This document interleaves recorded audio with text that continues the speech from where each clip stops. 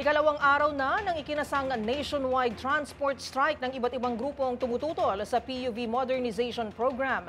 Pero sa pag-iikot ng DZRH News kaninang umaga ay tila hindi pa rin ito ramdam sa ilang lugar sa Metro Manila. Una sa balitang yan, si Rovic Manuel.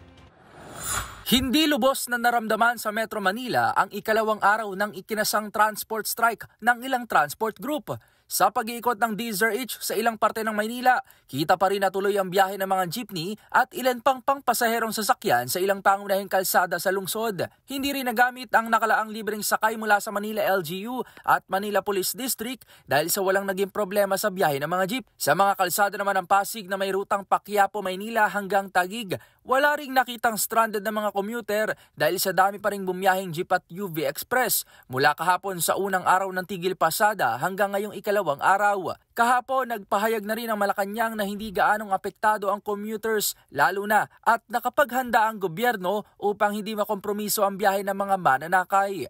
Mababatid na isa sa hakbang ng Department of Transportation o DOTR ay ang pagdaragdag ng mga bus sa EDSA busway, pati na rin ang mga tren at oras nito sa MRT3, LRT1 at LRT2 upang matulungan ang mga maapektuhang commuter.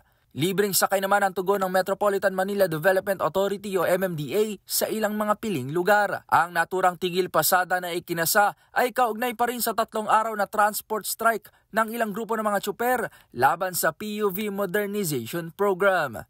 Para sa MBC TV Network News, ito si Rovic Manuel ng DZRH TV. Una sa Pilipinas, una sa Pilipino.